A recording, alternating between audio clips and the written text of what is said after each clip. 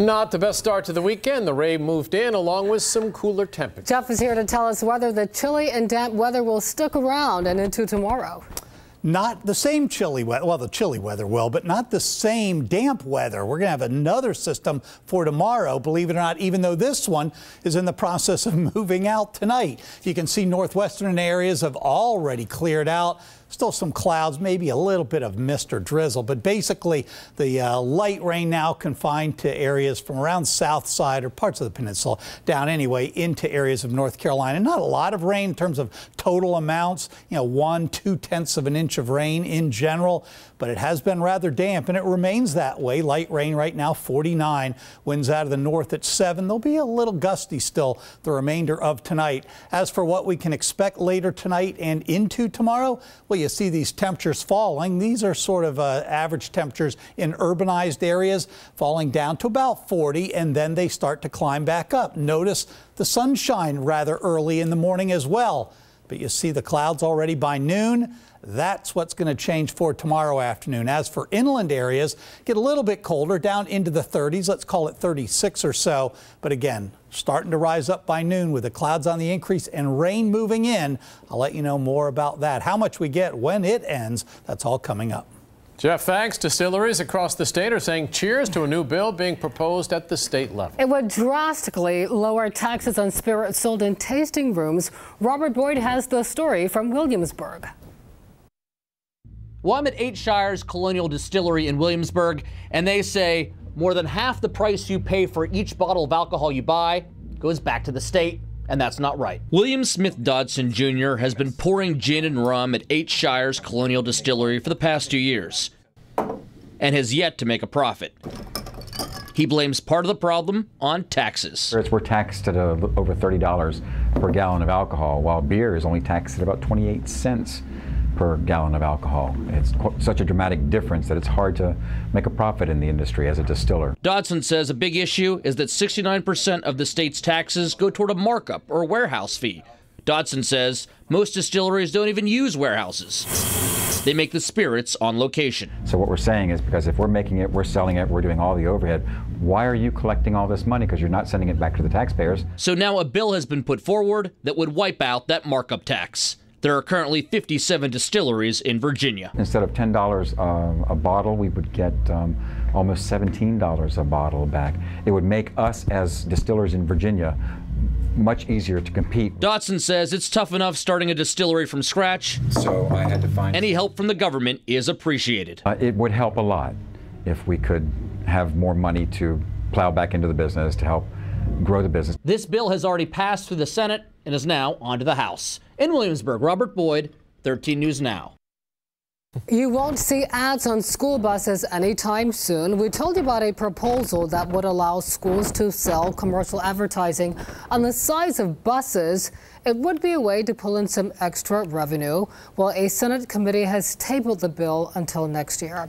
Legislation that would allow Virginia public schools to start before Labor Day is also dead for now. A Senate committee decided to continue the bill until next year.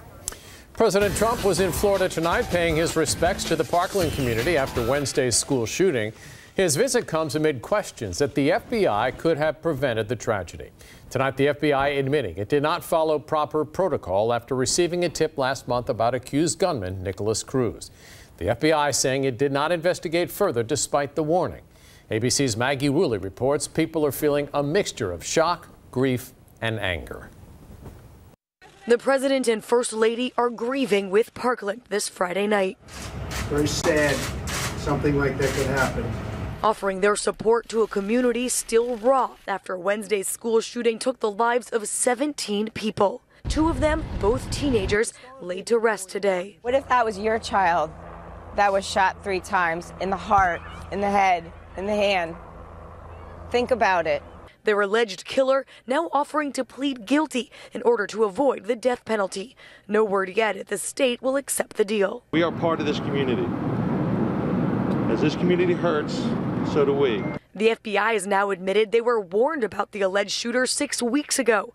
The agency reveals that on January 5th, a person close to Nicholas Cruz called the FBI tip line with information about Cruz's gun ownership, his desire to kill people, erratic behavior, and disturbing social media posts. And this, the potential of him conducting a school shooting. The FBI says the information should have been assessed as a potential threat to life, but no further investigation was conducted at that time. Students here are in shock. 17 innocent lives were taken from us because they failed to do this. They failed our school and they failed Parkland. The students here are heartbroken and grieving, but many of them are also angry and have taken to the streets to protest for stricter gun control.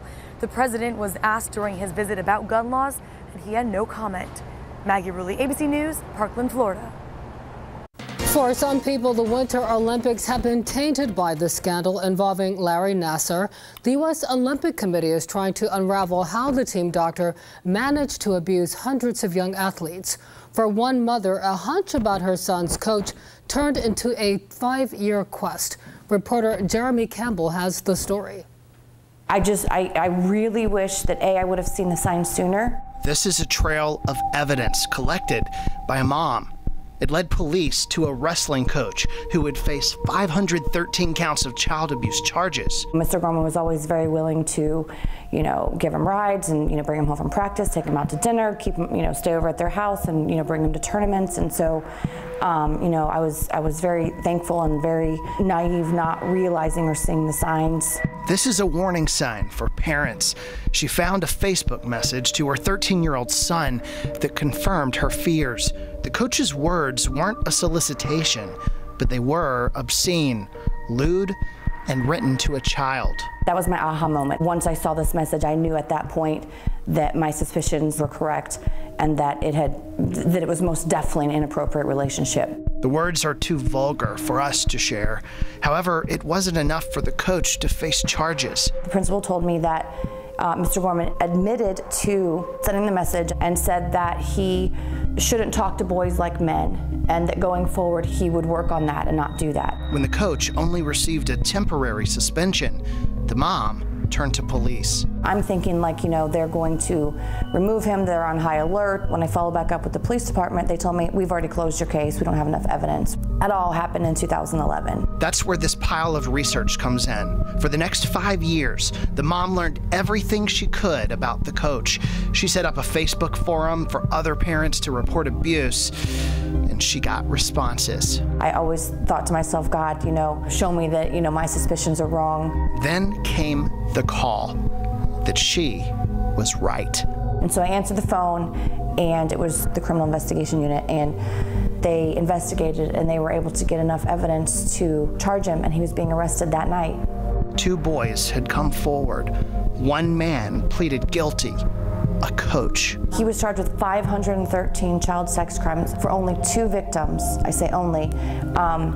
My research indicates that there may be several more. One of the main things that I see a lot of parents post on social media in terms of this topic is, if something was happening to my kid, I would know. And I was of that mentality too. If the predator is really good at what he does, which most of them are, you're not gonna know. Unless you take the extra steps and the extra precautions, you're not gonna know. On our website, you will find safety tips for parents and warning signs on what to look for if you suspect questionable conduct by a coach or a volunteer. There is also information about the Safe Sport Hotline, a place to report any suspicious activity related to athletics. A major indictment today in the Russia investigation. 13 Russian nationals and 3 Russian companies are all accused of trying to meddle in the 2016 presidential election. Special counsel Robert Mueller claims Russia agents posed as Americans to help the Trump campaign. And they were doing this from inside the U.S., even setting up campaign rallies here in Virginia and North Carolina. Officials say hundreds of people were part of this massive operation, using fake social media posts and ads to sway voters. President Trump tweeted today that this indictment proves his campaign did nothing wrong and that there was no collusion.